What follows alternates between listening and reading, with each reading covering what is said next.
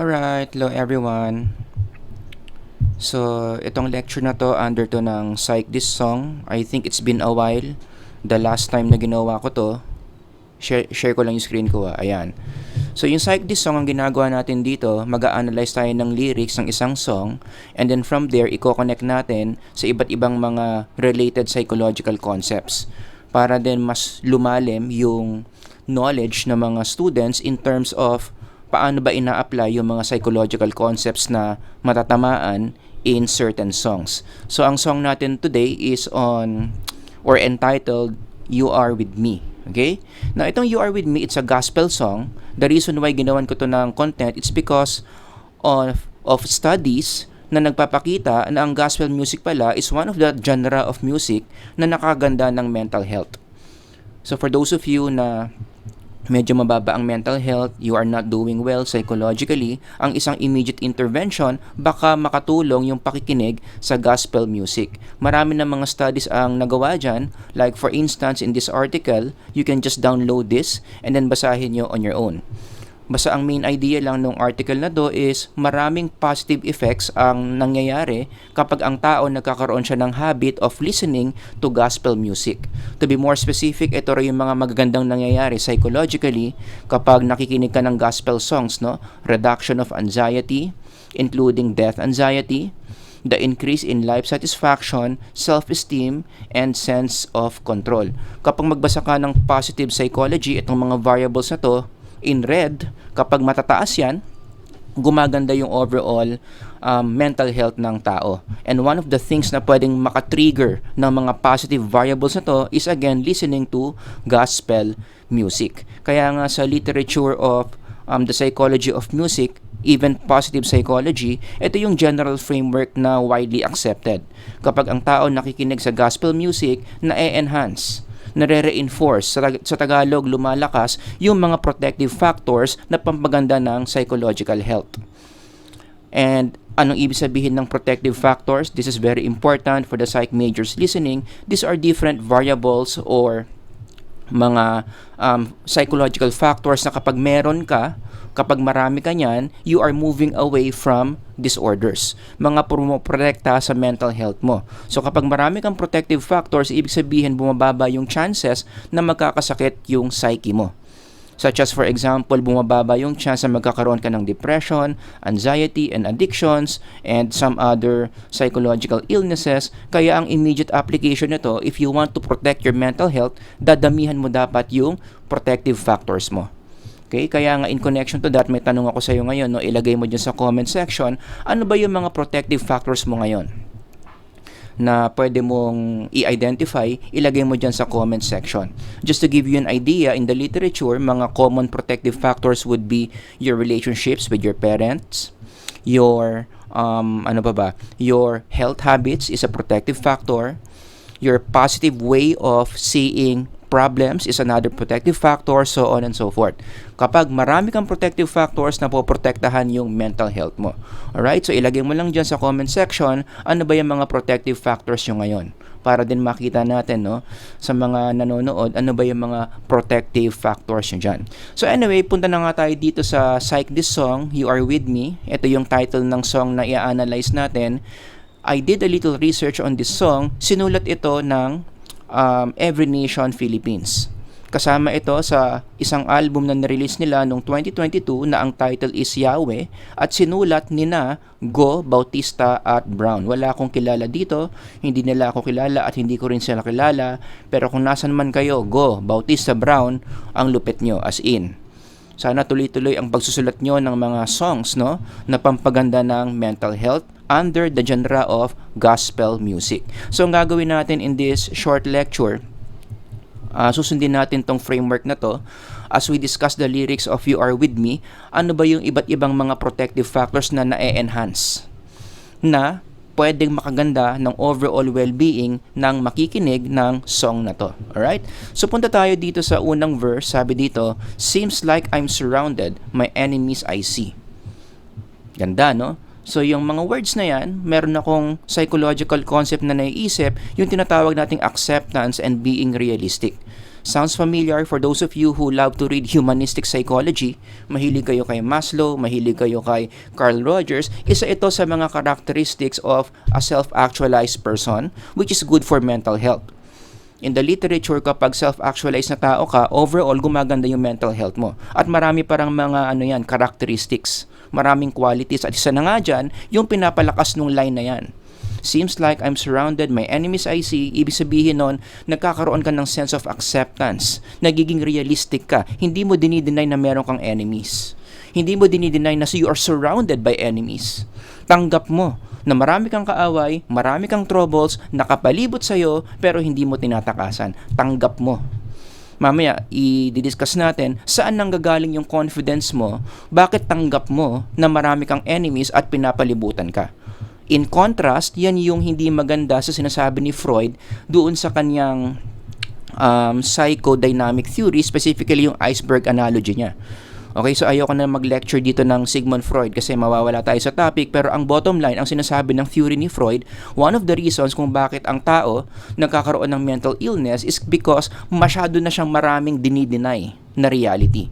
Hence the term defense mechanisms. Although defense mechanisms can contribute positively to mental health, pero short term. 'Di ba? Kasi yun nga yung essence ng defense mechanism eh. I-deny niya ng i-deny yung reality hanggang sa darating na yung point na sa dami mo nang dininay. Ang dami mo nang nilagay dito sa unconscious mo, isang araw, ano na lang mangyayari? Sasabog na lang yan, papunta sa consciousness mo. So denial in general, although at short term, beneficial siya, pwede siya, pero in long term, kapag hindi mo hinaharap yung reality, escape ka ng escape, hindi maganda sa mental health.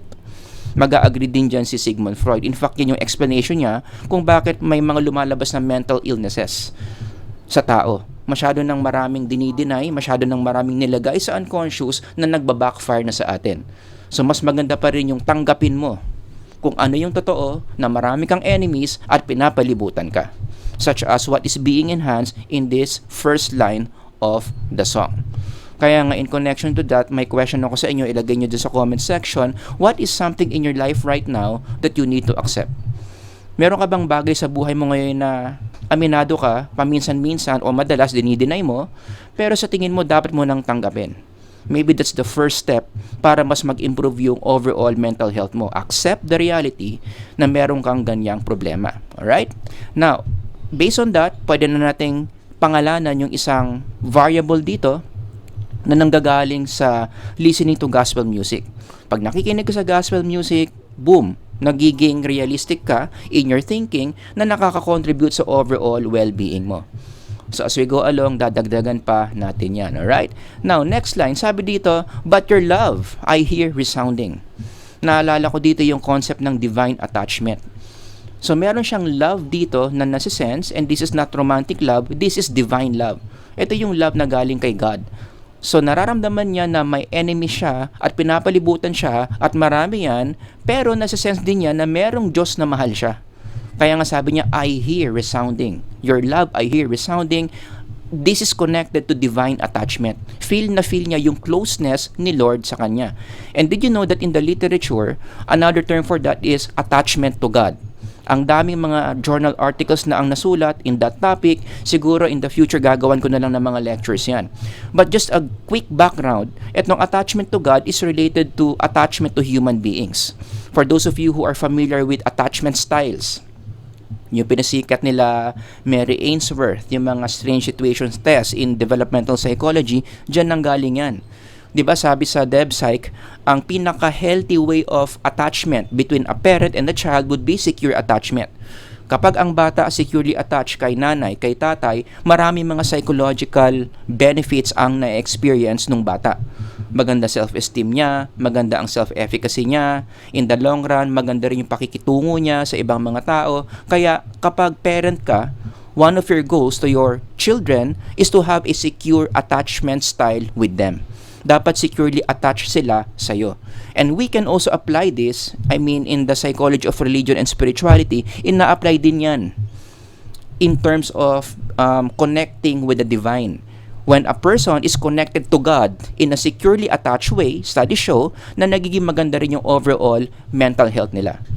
And I think itong line na to, your love I hear surrounding, is an indicator na kung sino man yung kumanta nito, kung sino man yung nagsulat nito, meron siyang sense na securely attached siya kay Lord.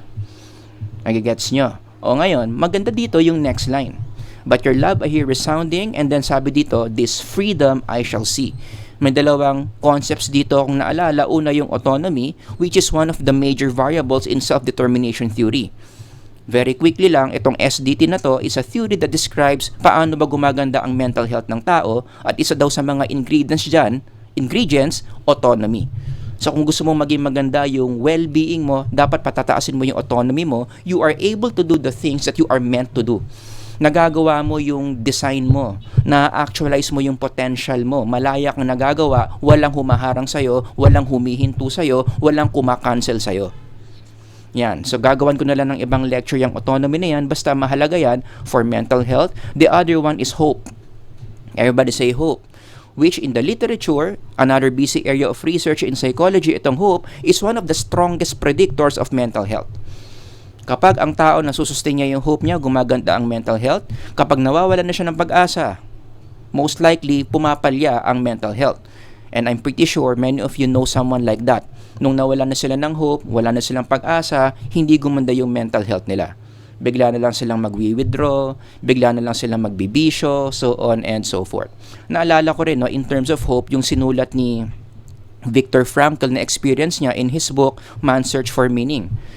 Diba, isa yan sa mga conclusions niya. Bakit may mga tao, kahit sobrang hirap na ipinagdaraanan in the concentration camp, tuloy-tuloy pa rin yung kanilang pag-strive to survive. In contrast to people who have already given up at gusto na lang mamatay. What's the difference? Anong sagot ni Viktor Frankl? Hope. Those people who strive to survive, hindi sila sumusuko sa mga trials in the concentration camps. All of them had hope that one day they're gonna see their loved ones. Meron silang ganong thinking, lilipas din itong trials na to, kailangan ko mabuhay kasi makikita ko pa yung anak ko, kasi makikita ko pa yung asawa ko after this camp. So they hold on to that hope. So nangyari, nasusustain nila yung kanilang overall willingness to survive. Kaya sila yung mga nakasurvive sa concentration camp, yung mga nakasustain ng hope. Now, in the Christian faith tradition, yung hope na yan, saan nanggagaling yan? From the God that Christians worship. In fact, in the Holy Scriptures, isa yan sa mga descriptions kay Lord, di ba? Anong klaseng Lord? Si God. The God of hope. No wonder kung yung Diyos na sinasamba mo is a God of hope, anong ibig sabihin yan? Unlimited. Yung supply mo ng hope. Now we understand kung bakit yung tao dito sa kanta, confident siya na harapin yung mga enemies niya na marami na nakapalibot sa kanya. Bakit? Kasi sinusuplayan siya spiritually speaking, in the spiritual level, ng God who is the God of hope. I would say na yun yung connect niyan, no? And in terms of connection, may isa pa akong connection na nakita. Could it be na itong this freedom I shall see na to?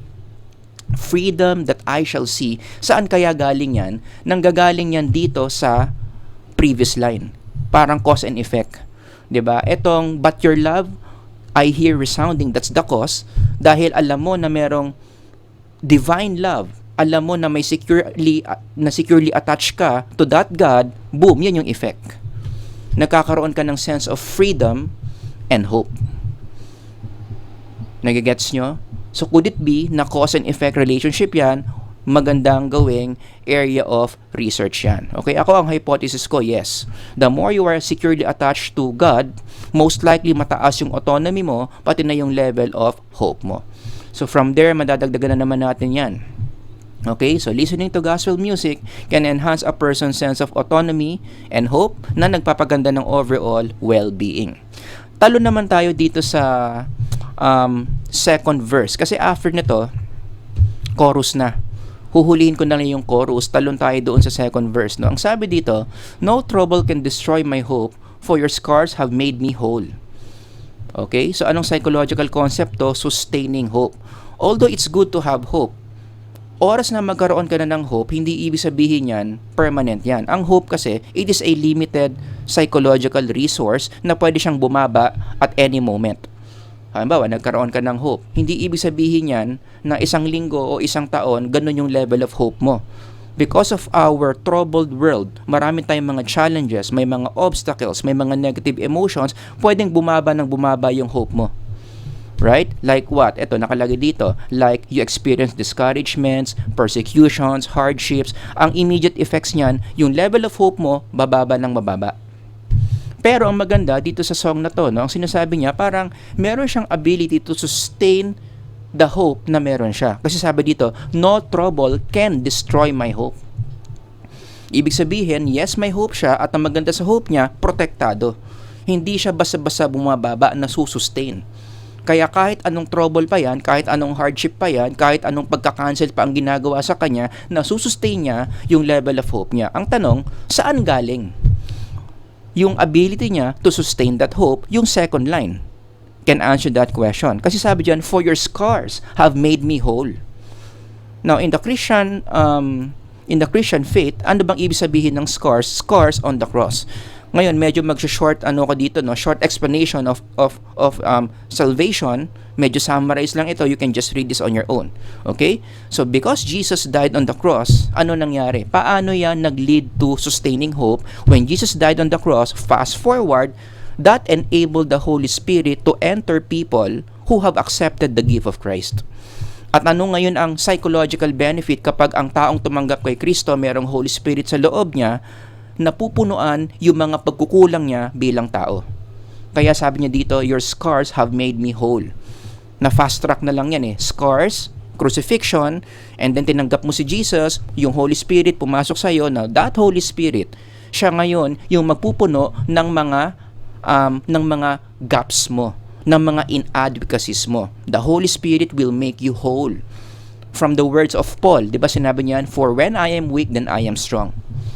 Kasi yung mga bagay na hindi mo kayang gawin, yung mga problema na hindi mo kayang harapin, the Holy Spirit will take over for you para harapin mo yung mga hardships na yon. And in so doing, nasusustain yung level of hope mo.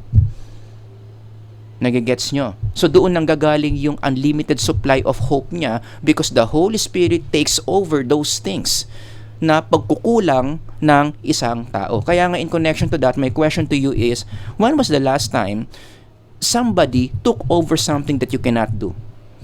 Nangyari na ba sa iyan? Alam mong meron kang bagay na hindi kayang gawin at na-anxious ka kasi alam mong kukulangin yung skills mo, kukulangin yung talino mo.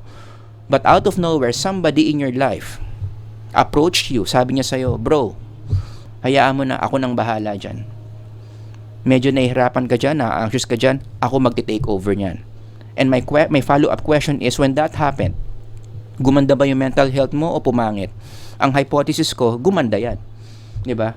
Kasi may magte-take over, merong mas capable sa'yo na haharap sa problema na hindi mo kayang harapin. The same thing that happens spiritually in these lines of the song.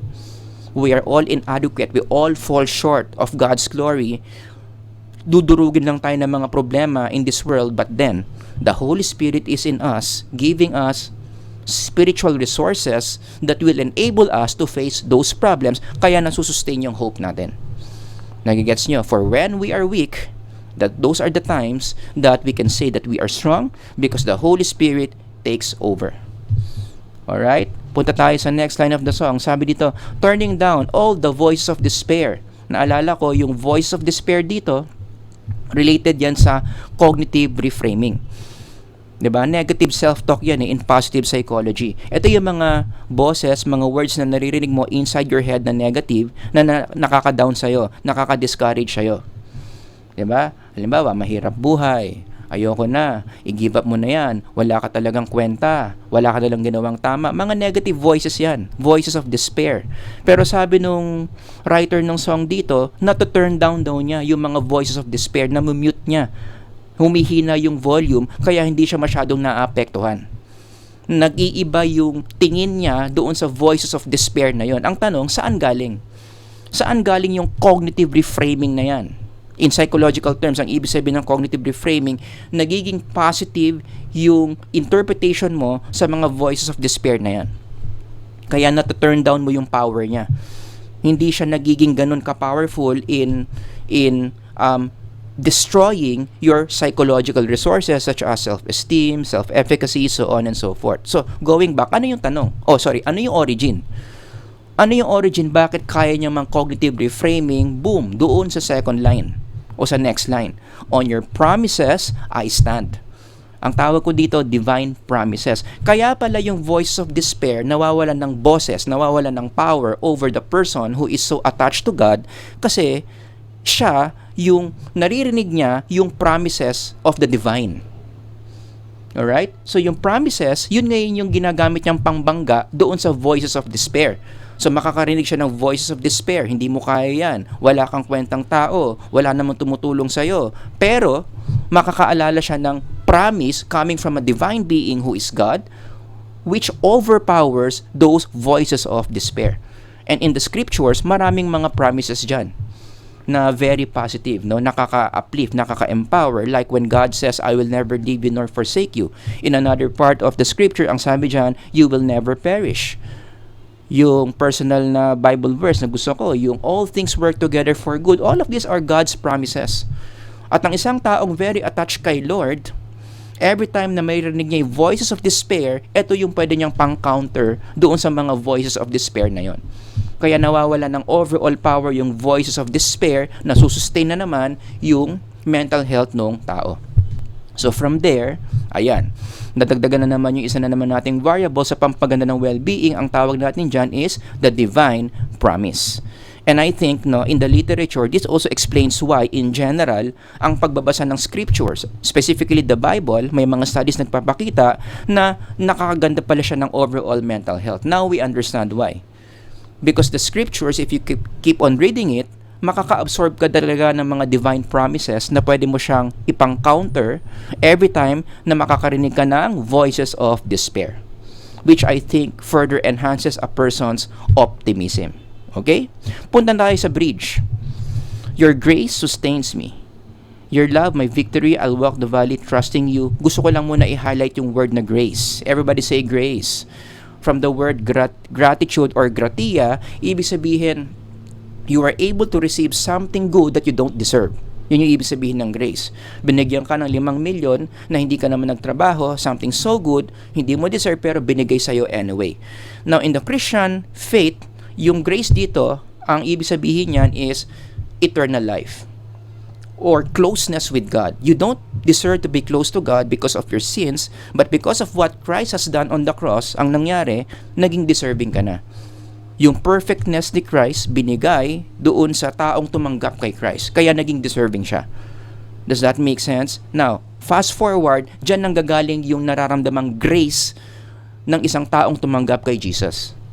I don't deserve to have eternal life. I don't deserve to be close with God, but here I am, God is with me. Nakakaramdam siya ng grace. Nakakaramdam siya ng gratitude. And in the literature, yung gratitude na yan, it's another very important ingredient to sustain mental health. As in, ang daming journal articles dyan, very busy area of research, hanapin nyo na lang, download nyo, and read on your own. That gratitude constantly or consistently predicts overall mental health. Itong magandang article na basahin ninyo on gratitude. Kaya yung mga tao dyan na mukhang mababa ang mental health nyo, one of the immediate application of this is to apply gratitude into your life. Instead of complaining more, what you do is you give thanks more. And may mga studies dyan. Complaining versus gratitude. Pag mas mataas ang gratitude over complaining, gumaganda ang mental health.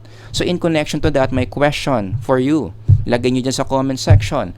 Ano yung top 3 things that you are so thankful for in your life right now? Yung talagang mapapataas ka ng kamay, Lord, because of these 3 things, my life is so good and I thank you for this. You keep on rehearsing these 3 things, studies show ano ang immediate effect niyan, makaka-contribute yan sa overall mental health. Balik tayo sa bridge. Now I want to highlight the words your love. Ayan na naman. I-connect na naman natin yan sa divine love, yung sinabi natin kaninang attachment to God. Okay? Sense niya na in spite of all the enemies na nakasurround sa kanya, feel pa rin niya yung love ni Lord. Ang tanong, bakit? Because I think this person is very securely attached to God. You know? And kung babasahin mo tong bridge na to, yung attachment to God na yan, meron na namang mga potential positive effects yan such as self-efficacy. Mas nagkakaroon ka ng confidence in facing problems, in facing trials and temptations. Bakit? Because you know that there is a God behind you who loves you so much. Dito nakalagay yan, no, sa bridge, I'll walk the valley. Yung word na valley dito, symbolism yan of something that is hard to go through. It could be anything. It could be illness. It could be financial problem, malaki utang mo. It could be academic problem, bagsak-bagsak yung grades mo, malapit ka nang mag-repeat ng subject. But since you feel the love of God, you become more confident na bibigyan ka ng resources of that deity to overcome all these challenges na pinagdaraanan mo. Nagigets nyo? So, divine love leads to self-efficacy. Pwede na naman tong i-confirm ng future research para sa mga researches dyan. And last one, punta na tayo sa chorus. Ito na yung chorus. Yung mga nakakaalam ng song, pwede nyong kantahin to, no? I will not fear when the waters rise. I will not fear though I walk through fire. Nakikita ko na naman dito yung realistic. One characteristic of self-actualizing people, di ba? Tanggap niya. Admitted niya na ang waters nagda-rise. Hindi niya dinideny na nagda-rise yung water. Tanggap niya na merong fire. Hindi niya dinideny na bumabaha. Hindi niya dinideny na merong apoy. And that, yung pagiging realistic na yon, no, na-combine niya sa low neuroticism. People with poor mental health, although realistic sila, tumataas na yung neuroticism nila when they sense that the waters are rising and there's fire. But not for this person who is so much attached to God's love. Right? Kasi sabi niya dito, though merong waters rising, though merong fire, anong gagawin niya? I will not fear. And that's one of the important emotional characteristic of a person na maganda ang mental health, mababa yung level of neuroticism niya. And we have studies on this. No, for the psych majors here, siguro nare-recognize yung neuroticism. It's one of those personality traits na kapag sobrang taas niyan, diyan lumalabas yung mga maraming mental health disorders. Pero kapag nasa average level yan hanggang sa low levels, gumaganda, sustainable ang mental health. So we can sense here na yung writer dito, yung tao dito, dahil attached siya kay Lord, realistic siya at the same time, hindi ganun katindi yung epekto sa kanya nung mga problems niya. Hindi tumataas yung neuroticism niya in spite of the waters rising and in spite of the presence of the fire. And again, bakit? Saan nanggaling yung ganong effect sa kanya? Bakit na-shield yung psychological resources niya of these things? Boom. Iko-connect mo ulit yan sa divine attachment. Because this person is attached to God, close na close siya sa God of hope, close na close siya kay Lord, yung divine attachment na yan yung nagpapaganito sa kanya. So this person becomes realistic and at the same time, he or she does not worry that much about these things because the Holy Spirit is there to make that person stronger. Diba? Kaya nga naalala ko in connection to this model, ito kaya yung confirmation ng sinabi ni Jesus in His words. Sabi niya, if you remain in me and I in you, you will bear much fruit. Hindi kaya ito na yung fruit na sinasabi niya. Diba? Yung ito na, for you are with me. You have redeemed my life. Ayan. Yun yung benefit. If you are so attached to God, you are so close to God, you are with God, God is with you, ito na siguro yung fruit na sinasabi. Hindi ka ganon ka disturbed, hindi ka ganon ka bothered sa mga problems that you undergo. O, di ba? I don't know, hindi ko alam yung sagot dyan, but this is another research na pwedeng i-propose. Ganyan yung model mo. Divine attachment is your independent variable, and then your mental health is your outcome variable, or the dependent variable. So ito yung IV, divine attachment. Dependent variable is mental health. Mediating variable yung self-efficacy. Diba? Kung totoo yung sinasabi dito na if you remain in me and I in you, you will bear much fruit. Posible. That the closer you are to God, na-enhance yung self-efficacy mo, kaya gumaganda yung mental health mo. So to close our lecture on You Are With Me, ang dami natin na-identify na mga mediating variables between gospel music and well-being. Bakit kapag nakikinig ka ng gospel music, overall gumaganda yung well-being mo? Kasi na-activate, na-enhance itong mga positive variables na to. And in this song, specifically yung You Are With Me, ito yon, realistic, Divine Promise, Autonomy and Hope. Actually, dalawa yan eh. Pinag-isa ko na lang yan. So, lalabas parang 5 pa pala yung variables dito. And then, Sustained Hope. Okay? Now, is this true for all the other gospel songs? I don't know. But at least I know na itong mga variables na to, specific ito nangyayari from someone listening to the song, You Are With Me. Okay? So, kung sino man na nagsulat ng You Are With Me, kilala pala natin sila Go, Bautista, and Brown. Okay itong sinulat nyo, nakaka-contribute ito sa magandang mental health ng mga makikinig nito. Alright? So, yun lang yung maikli nating lecture ngayon on this song, You Are With Me. Kung gusto nyong panoorin yung video or pakinggan, hanapin nyo na lang yan sa mga social media networks, no? Sa Spotify, nandyan lang naman yan. Okay? So, yun lang yung maikli nating lecture dito. Sir Howard here. Until the next song na i-analyze natin. Kung meron kayong mga suggestions na songs na gusto nyong i-analyze natin, ilagay nyo lang dyan sa baba. Okay? Sir Howard here. God bless everyone. Until next time. Bye-bye.